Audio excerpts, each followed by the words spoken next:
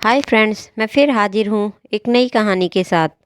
भगवान सबको एक बेटी ज़रूर दे। आप चिंता ना करो, मैं हूँ ना। मैं आपका साथ कभी भी नहीं छोड़ूंगी। तू तो ऐसे कह रही है जैसे छोड़कर कहीं जाएगी ही नहीं।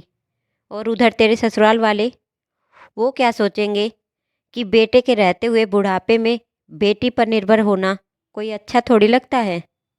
और तुझे भी तो उन लोगों को जवाब देना पड़ता होगा। उसकी फ़िक्र आप मत करो।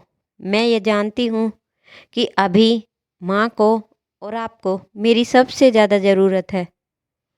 मैं अभी आपका साथ नहीं छोड़ सकती। प्रिया की बातों में दृढ़ता थी, जिसे उसके माता पिता दोनों महसूस कर रहे थे। यहाँ तक कि उसने अपने बड़े भाई प्रकाश और उसकी पत्नी नुपुर के स्वार्थपूर्वक होने और गैर जिम्मेदार होने वाली बात का जिक्र भी नहीं किया था। वह जानती थी कि इन बातों से माँ और पिताजी का दिल दुखेगा, सो वह सिर्फ अपनी बात रखना चाहती थी। उसको सिर्फ अपने माता पिता को स्वस्थ रखने में रुचि थी। इसके अलावा उसका कोई और स्वार्थ नहीं था। अपने स्वभाव की वजह से और कर्तव्यता और दृढ़ता की वजह से ससुराल में भी उसका बहुत मान था। आज भी अपनी जगह उसने दी थी। उसे पता था कि अभी माँ उठने बैठने में माँ को तकलीफ़ होती है, यहाँ तक कि कई बार बेड पर भी सहारा देना होता है। इसीलिए भैया और भाभी अलग घर लेकर रहने चले गए। उन्हें लगा कि माँ कभी ठीक ही नहीं होंगी। वो तो पूरी ज़िंदगी ऐसे ही रहेंगी, कौन उनकी सेवा करेगा। और बाबूजी बाबूजी ने पूछा कि तुम दोनों हमें छोड़कर ऐसे कैसे जा सकते हो। तो कह दिया कि हम पैसे भेज देंगे। माँ का या तो माँ को या तो अस्पताल में एडमिट कर दो या फिर नर्स रख दिया जाए। बस इतना कहकर प्रकाश भैया ने अपने कर्तव्य की इतीश्री समझ ली। और भाभी ने तो उस पर एक लाइन और जोड़ दिया कि अब माँ जी जीवन भर बिस्तर पर ही रहेंगी, तो कौन चौबीसों घंटे उनकी सेवा करेगा।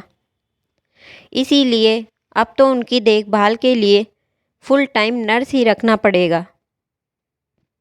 यह सब असहाय होकर गिरीश जी ने जब प्रिया को बताया, तभी प्रिया ने निश्चय कर लिया था कि उसे अब आगे क्या करना है। सो 5वीं क्लास में पढ़ने वाले अपने बेटे को समझा बुझाकर ससुराल में छोड़कर माँ की सेवा करने को तत्पर हो गई। असल में ससुराल में उसका व्यवहार सास के साथ और देवरानी के साथ बहुत अच्छा था। पति के साथ भी उसने कदम मिलाकर साथ दिया था। आयुष आयुष अभी मात्र 10 साल का था, पर बिल्कुल अनुशासित और कुछ हद तक आत्मनिर्भर भी था। इस वजह से ससुराल वालों ने भी उसके इतने दिन मायके में रहने पर कोई आपत्ति नहीं जताई। उल्टे उनका कहना था कि इस वक्त प्रिया को अपनी माँ के साथ रहना चाहिए। और यही लफ्ज़ प्रिया की सबसे बड़ी शक्ति थी। और यही उसके कर्तव्य बोध के रास्ते में एक तरह से प्रकाश पुंज भी था। उसके पापा गिरीश जी उसकी आवाज़ की दृढ़ता भांप कर हल्की आवाज़ में बोले, लेकिन बेटा, तुम्हें वहाँ भी देखने जाना चाहिए। तुम दोनों जगह की जिम्मेदारी निभा रही हो, यह ठीक है, लेकिन मत भूलो कि तुम एक बेटी हो और एक बेटी का पहला कर्तव्य अपने घर परिवार के लिए होता है। वही तो कर रही हूँ पापा, अपने परिवार के लिए ही तो आई हूँ। क्या यह परिवार मेरा नहीं है? क्या बेटियाँ शादी के बाद पराई हो जाती हैं? अब तक शांत प्रिया की माँ भी बोल पड़ी। वो सब वो सब तुम कुछ भी कहो बेटा, पर तुम्हारा असली घर तो वही है। और उसके अलावा अगर हम तुमसे ज़्यादा सेवा कराएंगे तो यह शोभा नहीं देता ना। तो आपके कहने का मतलब ये है कि बेटी का अपने मायके के प्रति और उसके अपने माता पिता के प्रति कोई कर्तव्य नहीं है। प्रिया का सवाल अपने आप में बहुत कुछ समेटे हुए था और गिरीश जी या गायत्री जी के पास उसका जवाब था भी और नहीं भी। दरअसल इस सवाल का जवाब हमारे समाज के पास है भी नहीं, जो रोज़ नए नियम कायदे बनाता है। स्त्रियों के हक में कानून बनते हैं, बेटे बेटी को एक जैसा मानने की बात कही जाती है, लेकिन जहां अधिकार और कर्तव्य की बात आती है तो बेटियों को हमेशा दोयन दर्जे पर रखा जाता है। उस वक्त तो प्रिया शांत हो गई, पर यह सवाल उसे मथता रहा था। वह बार बार यही सोच रही थी कि इस सवाल का जवाब ढूंढना पड़ेगा और इस संघर्ष को आगे ना चलाकर इस समस्या का हल ढूंढना पड़ेगा। प्रिया के लगातार सोच ने आखिर उसे इस निष्कर्ष पर पहुंचा दिया कि वह अपने कर्तव्य को सामने रखकर अपने माता पिता की सेवा करेगी। और फिर वह कमर कसकर माँ की तीमारदारी के लिए तैयार हो गई।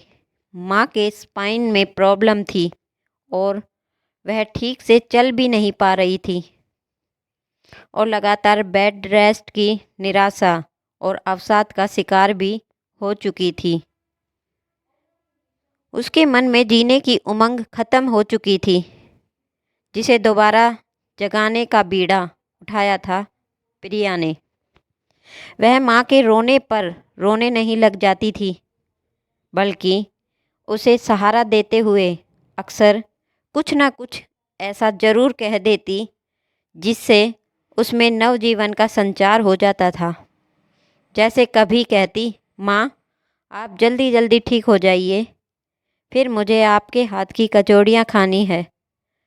तो कभी अपने लंबे बाल खोलकर बैठ जाती और बोलती, देखिए माँ मेरे बाल कैसे रूखे हो गए, अगर आप ठीक होती तो इसमें तेल लगाकर चोटी बना देती ना। इन बातों से माँ को अपनी उपयोगिता का एहसास होने लगा और धीरे धीरे उन्होंने डॉक्टर के कहे अनुसार दवाई और खाने पर नियमितता रखी और फिर फिजियोथेरेपी के क्लास लेते लेते ठीक होने लगी। इन सब में पूरे 2 महीने लग गए, पर अब माँ स्वस्थ हो गई थी। जब जब उसकी माँ बिल्कुल ठीक हो गई, तब तब जाकर प्रिया को चैन पड़ा। इस बार तो स्वस्थ होने के बाद माँ भी अपने स्वास्थ्य के प्रति जागरूक हो गई थी और यही प्रिया की सबसे बड़ी उपलब्धि थी। आज की कहानी यहीं पर समाप्त होती है। आपको कहानी कैसी लगी हमें कमेंट करके ज़रूर बताइए। मिलते हैं अगली नई कहानी के साथ। तब तक के लिए गुड बाय, धन्यवाद।